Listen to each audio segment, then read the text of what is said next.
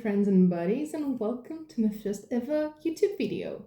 My name is Lemonade. You can call me Nadya, or it's actually the other way around, but who cares? It's the first video ever.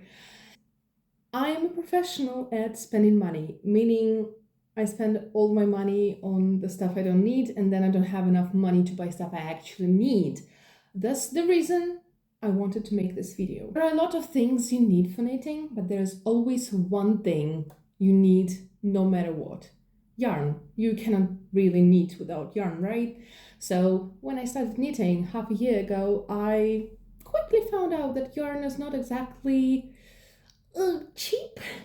I mean, obviously there are more affordable types of yarn. So for example, the yarn containing acrylics or maybe different blends that are not 100% wool.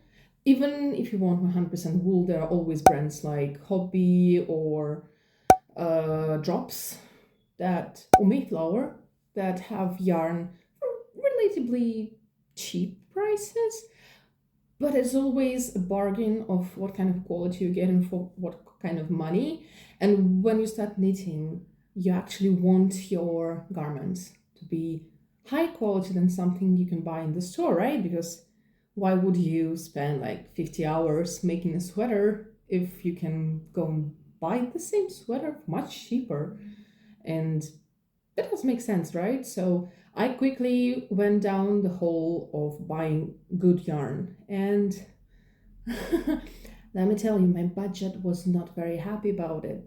Neither was my husband, who's actually the only provider in our family right now. So I had to find ways to fight the prices of yarn and continue to enjoy knitting. So here are my 5 tips on how to save money while buying yarn.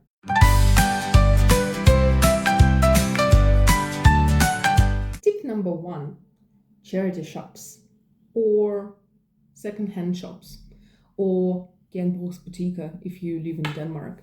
So any kind of shop that is, commission shops, you also call them commission shops, I think. I'm not sure, I'm sorry, English is not my native language, obviously. You can hear from accent.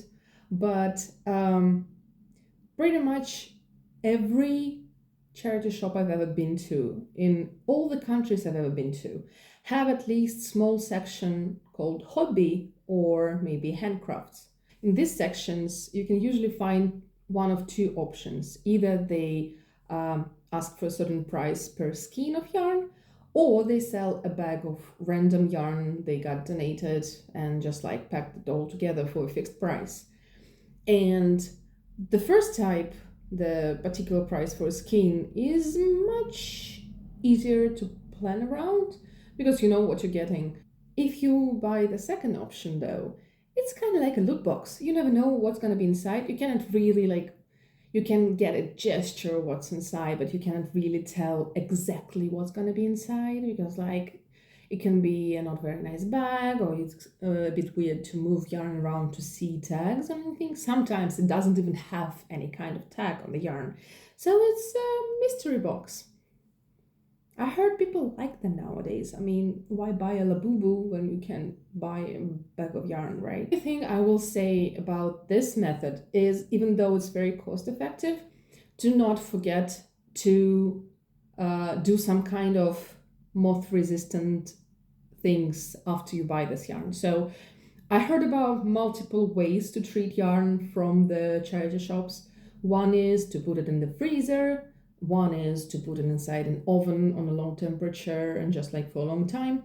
I don't know which one works best. I haven't really bought any animal fibers containing yarns from the charity shops. I usually buy linen, and linen doesn't have anything that moths are actually interested in, so I'm not that worried about it. But if you are buying wool, alpaca, or any kind of animal fiber from the charity shop, please make sure to research the way to actually preserve your yarn, because you don't know what conditions they were stored at the charity shop. So you might begin your own moth infestation for no reason. You only need a little research to avoid that. So tip number 2, 2, use online resale markets like Vinted or Sellpy or DBA if you're from Denmark, Avito if you're from Russia, or I think there's a Craigslist something. That's something I heard from movies, so I'm not sure that's actually a thing. I'm very uncultured. I'm sorry about that, but basically any platform where people can list their own items and try to sell them secondhand works for you. First of all, Vinted is hands down the best place to find yarn because you can adjust filters there. So nice. So in my particular case, I have one filter that shows me all new listings for yarn. Then I have a filter for garn, which is yarn in Danish because I live in Denmark. Makes sense. And then I have a few filters that are targeted directly to the brands that I love and I usually buy yarn from. So it's usually Sandnes Garn or Knitting for Olive or Drops or by Pyrmin. So I have those particular filters, and every time that somebody adds a new listing with any of those keywords, I see +1 in my filter and I go and check. And sometimes this could be such a good deal. Yesterday, I was on Vinted and I saw that the yarn filter got updated and then got like +1. And I went to check what it is. And turned out that somebody uploaded 3 minutes ago a pack of yarn. Well, not a pack, but like 6 balls of yarn.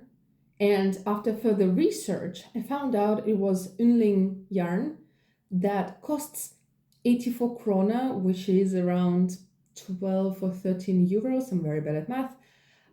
Per one ball of yarn. And that person was selling 6 balls for 40 krona, which is like 5 euro, I think. That was the quickest purchase I've ever made. So I'm super excited about it coming my way. And also the same day, I found an actual knitting book that I was looking for. It was the Fable Knitwear first knitting book. And I wanted to get it for so long because I have like 7 patterns out of it in my favorites on Ravelry. So I am going to indulge in it one way or another. But in Vinted, it was like on a very nice price. So why not buy secondhand? So 100% recommend that.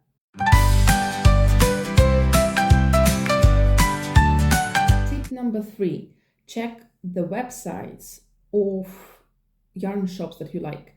Maybe it could be your local yarn shops or some online yarn shops that you like and use regularly. Usually they have a sale tab or maybe like an offer going on. And what I learned after half a year of yarn hunting is that, for example, our local yarn shop in Aalborg, they add different offers, like, for example, a bag of 10 skeins of cotton yarn for like 10 euros. And they will send information about this offer to your email and they will show it on their Instagram. But it's going to happen only a few days after they're finished uploading all of the offers. So if they, for example, are making like 20 offers, they are manually creating them on the website. It takes time. And they only notify everybody after all this work is finished and they have packed everything so that they can actually like sell it. So if you are checking their page religiously like I do, you can actually find things that will get sold out immediately after the email is sent because it's like such a nice deal. So if you want to buy new yarn, not secondhand yarn from the shops you like, you might want to spend some time looking at their website and not just receiving emails and different offers online. Tip number 4, leftover yarn. Pretty much any yarn shop I've been to in Netherlands, in Denmark, in England, and in Germany. Not a big selection, I know, but every yarn shop I went to had any kind of leftover bin where the shop, when they're deciding to stop ordering this kind of yarn, and they, for example, have like 5 skeins of some kind of yarn in their leftovers, and they're not planning to renew this stock, they will sell those 5 skeins for dirt cheap because, like, it's not a lot, and you won't be able to buy it from this place again. So sometimes they can discount it for like 70% off, which is amazing. So I have 2 local yarn shops in my city, and I religiously go to check what they have in their yarn bin for the leftover yarn. And oh my god, you have no idea how many times I actually found treasures there. For example, I think it was February.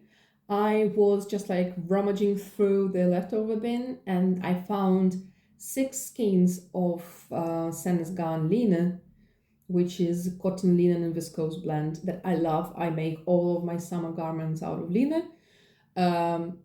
For I think it was like 65% discount, and they were all of the same color lot. So that was immediately yes. And 2 months later, I made a whole Provence top out of those 6 skeins. So I spent a fraction of the price that I would pay if I bought it new, and it was a perfectly nice yarn. So it was a treasure, and it's not the only time I actually found something amazing in those leftover bins. The only thing I will tell you, before you buy the yarn from leftover bins, you might want to check the website of the yarn, um, of the brand that produces this yarn, because sometimes this yarn is in the leftover bin because it has been discontinued. And then, if, for example, you run out of yarn and lose the yarn chicken, you won't be able to get more. I mean, you probably will. You can look on Ravelry, maybe somebody's selling like their leftover skeins, but it's gonna be stressful. Let me tell you that. I have been there, done that. For example, I ran out of yarn that I was making my husband a sweater of, and nobody was selling it. So now his sweater is a vest because I did not have any yarn to finish the sleeves. Well, at least it was cheap. But always check if you actually don't want to be stressed out about the amount of yarn that you have.